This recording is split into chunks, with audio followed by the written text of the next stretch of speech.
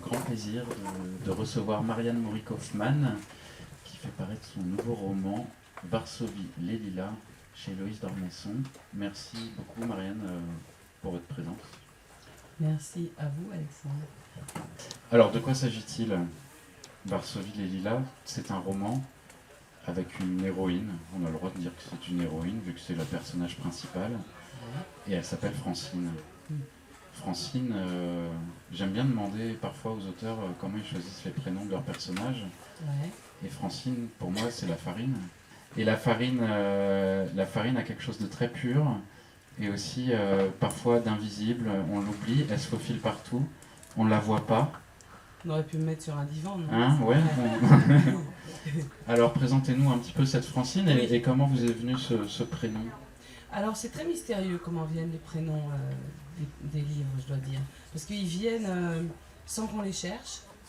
Alors je m'imagine après, a posteriori, enfin je cherche à comprendre pourquoi, enfin quand on me pose une question comme ça, quand un vicieux me pose la question, je me dis comment ça se fait que je l'ai appelé de cette manière-là. Et là, si je réfléchis, ça a certainement à voir avec la France. J'ai choisi un prénom. Le livre a quelque chose à voir avec mon histoire, c'est-à-dire que cette héroïne a quelque chose à voir avec ma mère, même si c'est romancé. Vous voyez, moi je m'appelle Marianne. Je pense que mes parents ont choisi ce prénom parce qu'on ne pouvait pas faire plus français. Alors Francine, peut-être que c'est passé par la même chose. Mais enfin, c'est d'autant plus mystérieux le choix d'un prénom que je crois que quand on porte un prénom, même si ce prénom se fait après à notre personnalité, ça induit des choses. C'est-à-dire qu'une Francine n'est effectivement pas une Elisabeth, qui n'est pas une Noémie. C'est pas pareil. Alors il m'est tombé dessus, comme il me tombe toujours. Et puis parfois, en cours de bouquin, les prénoms peuvent changer. Celui-là, il n'a pas changé. Dans Francine, il y a Fran aussi. Il n'y a pas que la France, il y a Fran. Il y a une idée de la franchise.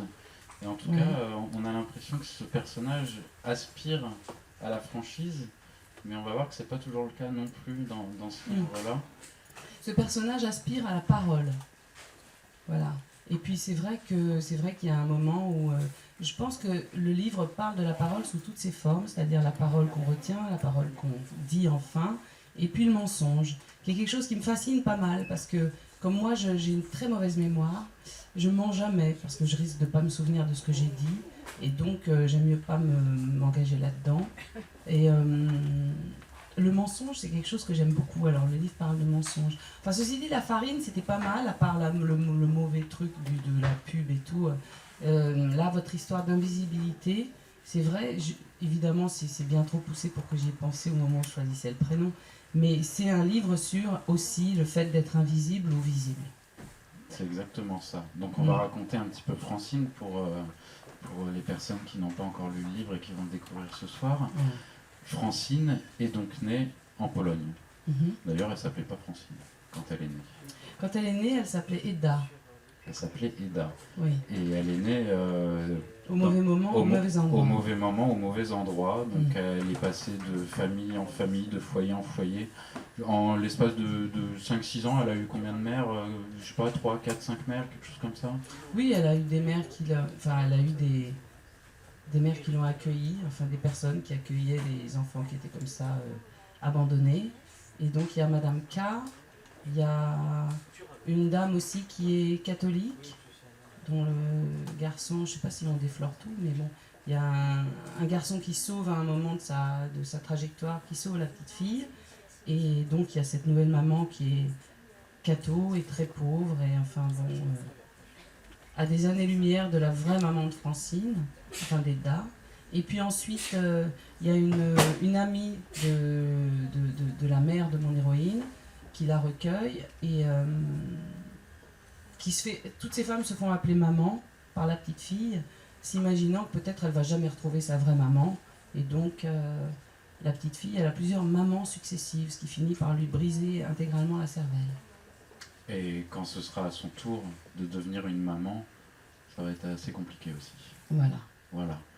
Mais cela dit, l'enfance de Francine, cette Pologne natale, vous allez balayer l'histoire assez rapidement dans le roman, parce que c'est pas forcément ça qui va vous intéresser dans l'histoire. Ce qui va vous intéresser, c'est Francine vieille dame, elle est âgée, elle est à Paris, elle a son bagage historique, son bagage familial, ça lui serre le cœur et elle se promène dans Paris, beaucoup en bus, voilà, c'est son trajet de bus quotidien. Ouais.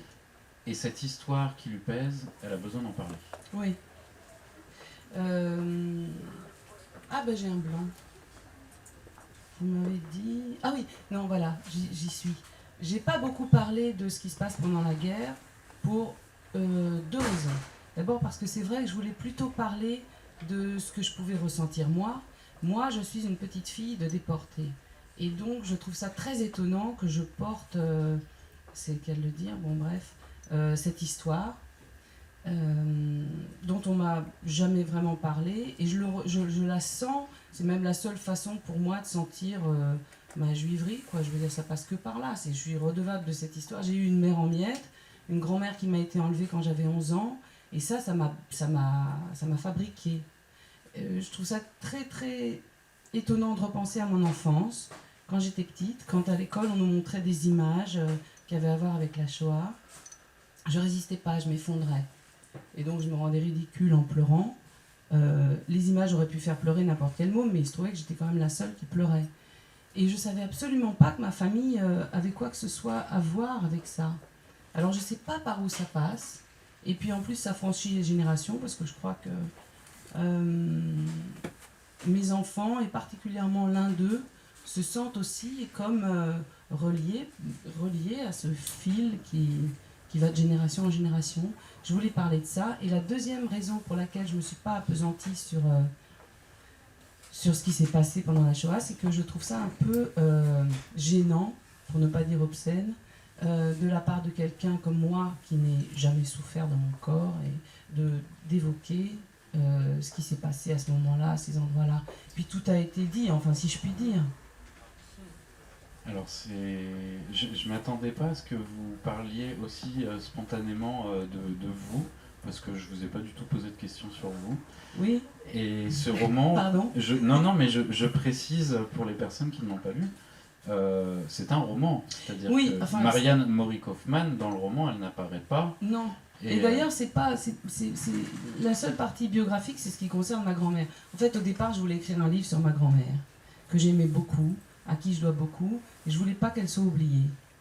Et en même temps, tout ce que je savais sur elle tenait en quelques pages. Alors j'ai mis longtemps à démarrer. J'ai écrit un roman, un recueil de nouvelles, et puis un premier roman, et j'avais toujours ça derrière la tête.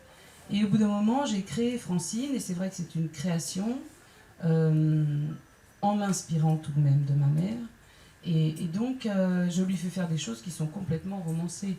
Mais pour ressentir, de toute façon, après, dans Dédé, il s'agit d'un enfant adolescent, dans mon premier roman, et il y a quand même énormément de moi, c'est-à-dire que je prête à cet enfant adolescent de sexe masculin des réactions qui sont les miennes. Bon, mais là, je parle effectivement de quelque chose de plus proche de moi. Donc pardon si j'ai dérapé. Non, mais pas du tout. Mais en fait, ça m'intéressait vraiment de savoir pourquoi vous avez choisi la forme romanesque, alors que c'est une histoire personnelle qui vous tient très manifestement à cœur, et que de nos jours, il est assez courant et tout à fait admis d'écrire des récits autobiographiques ou de vie. Alors vous, c'est vraiment la forme romanesque qui vous intéressait? Oui, d'abord parce que, contrairement à ce que pourrait laisser croire cette intrusion du moi dans notre conversation, je me sens pas tellement parler de moi, j'en ai pas super envie dans les livres, et puis en plus, j'ai tout de même aussi écrit ce livre avec le désir de peut-être un jour, pas pardonner, parce que tout est pardonné avec ma pauvre mère, mais être tout de même apaisée. Et donc quelque part j'ai inventé Francine, je lui ai fait dire et faire des choses que j'aurais aimé que ma mère soit en mesure de dire et de faire. C'est vraiment romancé. Ma mère, la pauvre, elle a jamais aimé la vie, elle ne s'est jamais intéressée aux autres, et elle est tout à fait excusable. Et moi j'avais envie, et ça m'a pour de bon fait du bien, de lui faire vivre d'autres choses. Alors, vous n'êtes pas pour autant absente du livre, parce que c'est quand même vous qui tenez la plume, ou en tout cas qui tapez sur le clavier. Et je vais lire une page et demie, et après je vais vous faire rebondir dessus. Donc c'est au tout début du livre, hein. Il n'y a pas de divulgation.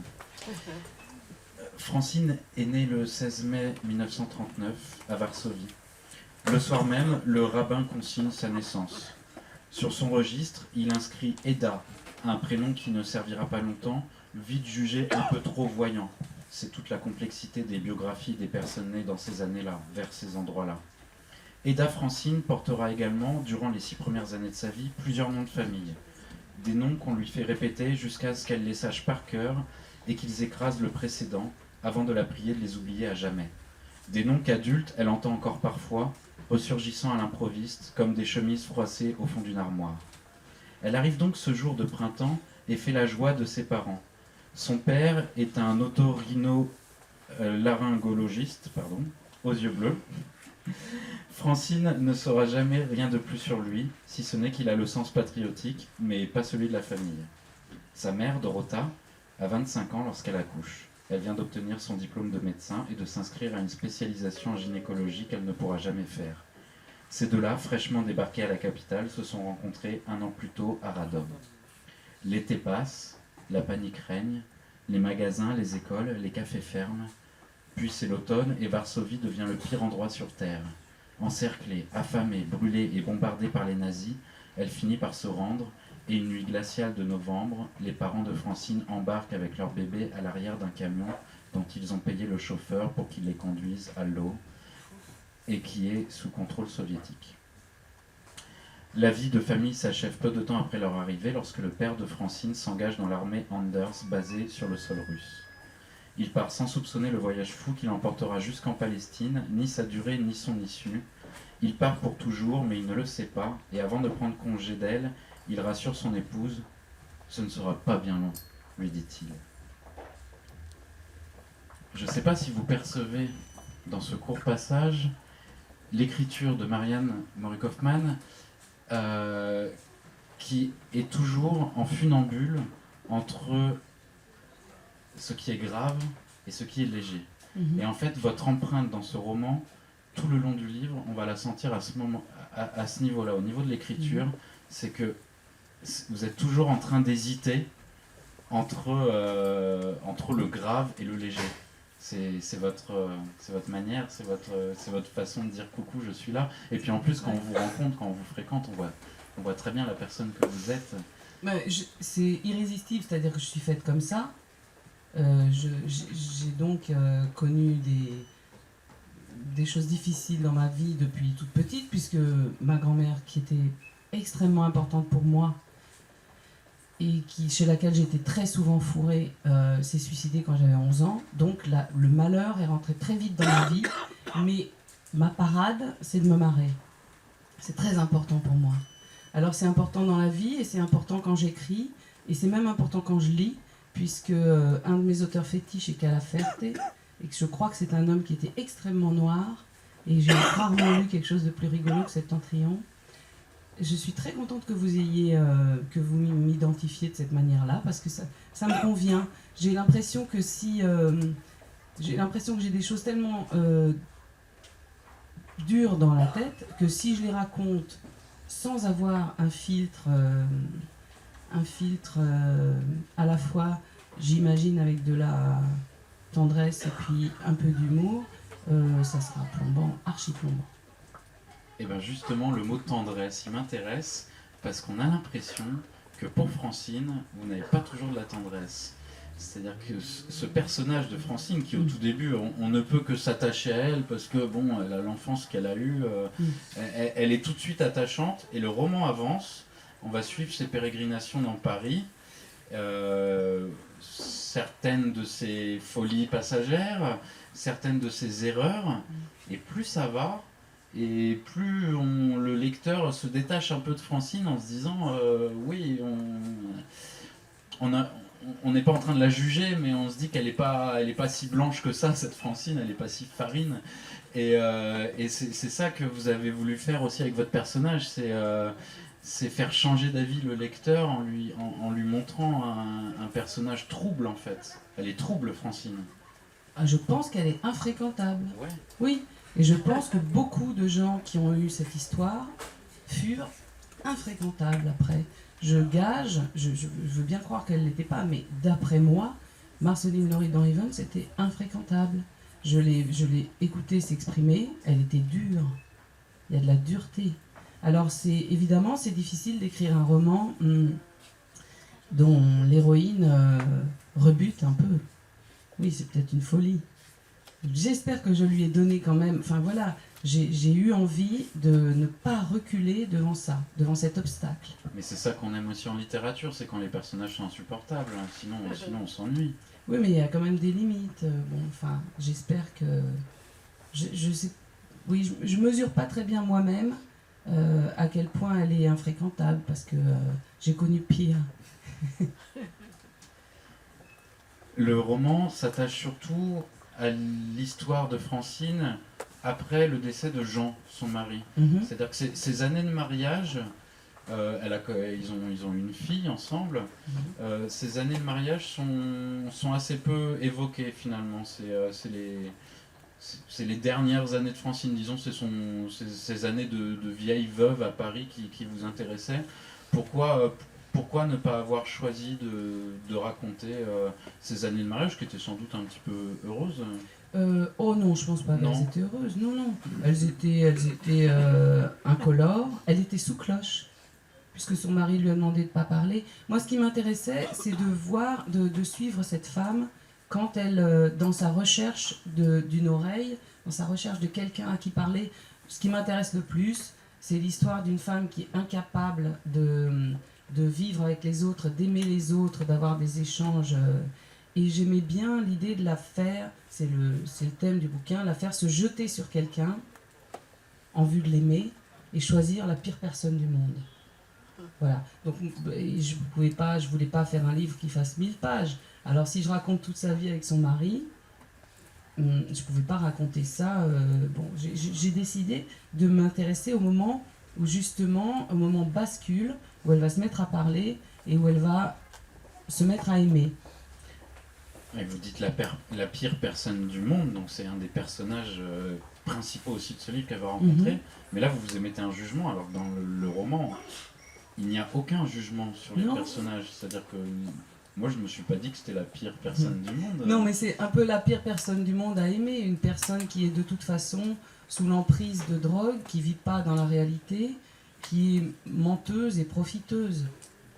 Ceci dit, je pense que la rencontre que Francine fait avec cette fille, qu'elle a élue... Ça va la révéler à elle-même. Exactement. Aussi, oui. Je pense que ça lui fait du bien. Peut-être que ça fait du bien aussi à la fille, je ne sais pas. Je pense que c'est une rencontre positive, mais c'est une rencontre pour le moins casse-gueule. Au départ, avouez. Ah bah, complètement casse-gueule. Vous n'êtes pas tombé amoureux d'Avril quand même? Bon, toujours. Paris occupe une place très importante dans ce livre. Et une des thématiques du livre, on pourrait dire, c'est la difficulté dans une grande ville comme la nôtre de s'adresser à des gens, de trouver à qui parler, surtout quand on est seul. Est-ce que c'est quelque chose que vous ressentez, vous, une sorte d'oppression de la vie parisienne, où on se sent très seul alors que la population au mètre carré est quand même très, très importante? Ah non, moi je trouve qu'on se sent pas seul à Paris. Et j'adore Paris. Non, je ne parle pas de la difficulté à parler à quelqu'un dans Paris et de la solitude dans Paris dans le livre. Hein. Je parle de la solitude dans laquelle est une femme qui ne peut pas échanger avec les autres. Mais je crois qu'il y a peu d'endroits au monde où on peut échanger autant qu'à Paris. C'est-à-dire qu'à Paris, effectivement, Paris a la réputation d'une ville où les gens font la gueule. Donc bon, alors ils ont comme ça une espèce de masque. Mais dès qu'on leur adresse la parole, on voit naître un bon sourire sur la tête du Parisien. Et quand on parle aux gens à Paris, les choses se passent très très très bien, tout le temps, en toutes circonstances. Je vais vous raconter ce qui s'est passé pour moi dans le bus numéro 96, après que j'avais rendu le livre à Héloïse d'Ormesson. Donc le livre était terminé. Moi, je vis entre la Mayenne et Paris. Donc quand j'arrive à Paris, ma ville chérie, je prends le 96. C'est pour ça que choisi pour écrire le livre. J'arrive avec ma petite valise, qui est quand même très emmerdante parce qu'elle est dans mes pieds, et surtout je sens que la petite vieille à côté de moi est incommodée. Alors je présente des excuses, je dis ah oui c'est embêtant cette valise, bon bref, et puis elle faisait la tête quoi. Et puis le bus démarre et il y a quelqu'un qui lui donne un coup de sac à dos dans la travée, paf, elle prend un coup. Alors j'en profite pour raccrocher les wagons et puis je lui dis c'est vraiment dommage qu'il n'y ait pas des racks à bagages, hein, c'est dommage. Hein. Et puis elle me dit oui c'est vrai que c'est dommage mais quand même je l'aime beaucoup ce bus, c'est mon bus. Moi j'habite à Ménilmontant, alors le matin je monte dans le bus et puis je me promène toute la journée et je fais ça tous les jours sauf le samedi parce que le bus est plus rare.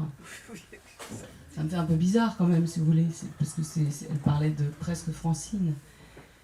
Donc je lui dis, je résiste pas, je lui dis, parce que ça peut pas se passer en Mayenne, hein, ça se passe à Paris hein, de parler comme ça. Et donc je lui dis, c'est marrant que vous me disiez ça parce que je viens d'écrire un livre qui parle du 96. Alors elle me dit, oh bah ça c'est rigolo, alors je vais l'acheter votre livre. Et elle me dit, ça parle de quoi d'autre? Alors je dis, mon héroïne est née en 1939 à Varsovie, juive. Alors la petite vieille, elle me dit, ah mais ça va me faire une deuxième raison d'acheter votre livre, parce que moi je suis hongroise et mes parents sont déportés, et ils m'ont retrouvée miraculeusement après la guerre. Donc moi j'avais un peu la chair de poulette. Et c'était ma station qui arrivait, donc je me lève, et puis je dis à la petite vieille, j'embarque ma valise, et je dis à la petite vieille, mais je vais vous souhaiter une bonne soirée. Et je ne sais pas pourquoi, je lui dis, je m'appelle Marianne. Et elle me répond, moi c'est Liliane. Et Liliane, c'était le nom de ma mère. Et ça peut se passer qu'à Paris. Mais avec des gens qui ont envie de parler. Moi, j'aime bien parler, j'aime bien les gens. C'est ça peut se passer qu'à Paris, mais ça peut se passer que dans votre vie à vous aussi. Ah non, bah non. Cette anecdote-là, oui, mais il y a plein de choses qui se passent tous les jours dans cette ville géniale.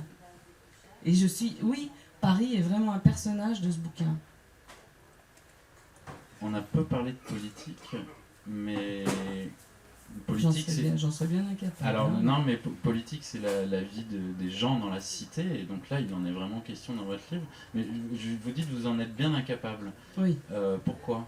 Parce que je sens que vous avez envie de communiquer sur les êtres dans la ville, sur le rapport des uns et des uns aux autres, oui. sur une forme d'humanité qui est peut-être en train de se perdre. Alors, vous dites que non, c'est pas en train de se perdre, non, pas du mais tout. Pourtant c'est quand même ce qu'on nous rabâche à longueur de journée. Oui, mais on rabâche n'importe quoi, c'est pas du tout en train de se perdre, rien ne se perd de ce qui se passe entre les gens. Le problème des téléphones portables n'est pas spécialement marrant, mais moi j'ai des enfants, donc c'est la génération d'après, et je vois bien qu'ils ont énormément de choses qui se passent, d'interactions, de moments où ils se rencontrent. Enfin, tout ne se passe pas derrière un ordi. Hein. Et je crois pas du tout, surtout pas à Paris. Non, mais ça fait du bien d'entendre des gens comme vous. Oui, mais oui, vous êtes profondément optimiste. Oui, ça frise la bêtise. Non, vous cachez bien l'autre jeu quand même. Dans le bouquin? Ouais. Mais moi, je le trouve pas triste, mon bouquin. Moi, je l'ai trouvé triste, mais moi, je suis mélancolique. Je sais pas, j'ai l'impression que c'est... J'ai pas la même idée de la tristesse, peut-être, que la majorité des gens, mais par exemple, quand je suis triste, pour me faire du bien, je peux écouter du Brel. Vous trouvez que c'est triste, Brel? Oui, mais ça fait du bien. Ça fait du bien. Oui, mais ça fait du bien. De toute façon, tristesse et rigolade sont très très imbriquées dans ma vie. J'ai des racines polonaises, donc je pense qu'on a la même sensibilité. Ah, bah voilà. Bah ouais. Est-ce qu'il y a des choses qu'on n'a pas dites encore? Sans déflorer le livre, parce que le but c'est que les gens soient un peu surpris quand même. Non, je sais pas ce qu'on n'a pas dit. Si vous avez envie de me poser une ou deux questions sur comment j'ai fait pour le fabriquer, enfin comment j'écris ou quoi, je peux vous en parler un peu. Eh bien, parlez-moi de comment vous avez écrit votre livre. Allez, bon. On y va. Et puis après, on boit un coup quand même. Ah ouais, volontiers. Parce que regardez, il y a plein de gens qui ont soif au fond. Bon, moi, l'écriture, ça me rend très très joyeuse. Donc, je fais pas partie des écrivains qui ont besoin de souffrir pour écrire. Et ce que je peux vous dire, c'est que quand je commence un roman, j'ai pas énormément de recul, mais entre les deux qui sont parus et puis celui qui est en train d'être fabriqué, je me rends un peu compte que j'ai des idées de personnages, Et puis aussi un lieu, c'est vous dire si Paris a été important pour celui-là. Et après, j'ai l'impression que je vais raconter quelque chose. Je commence, je suis très régulière, hein, je travaille tous les jours parce que j'ai besoin de constance, c'est-à-dire de retrouver vraiment 24 heures après ce que j'ai écrit le jour d'avant. Et généralement, en cours de route, viennent s'agréger des événements ou des conversations ou même des nouveaux personnages que j'ai pas du tout prévus au début. Et puis aussi, le titre change. Alors ce livre s'est appelé au début « Francine voudrait parler ». Et ça m'a plu pendant longtemps. Puis au bout d'un moment, finalement, elle s'est mise à parler. Et donc, le titre me convenait plus. Et alors après, qu'est-ce qu'il y a eu comme autre titre ? Il y en a eu 2 ou 3. Ah ouais, il y a eu 96. Et 96, je trouvais ça assez joli, mais ce qui m'ennuyait, c'est que c'est un peu froid. Ça fait un peu Victor Hugo aussi, 3 années près. Ouais. Je pensais plutôt à Queneau, mais bon. Et après, tout d'un coup, je marchais dans la rue, comme dans la chanson de Jodassin. Et paf, Varsovie les Lilas, qui est dur pour moi un peu à prononcer, mais je le trouve très joli ce titre. Et ça m'est tombé dessus. Ça venait de je sais pas où. Voilà, il y a des tas de trucs mystérieux dans l'écriture. Vraiment. Et puis, il y a eu aussi un moment, j'en ai fait grâce à Héloïse, mais je lui ai quand même raconté qu'à un moment, la fin était beaucoup plus dramatique.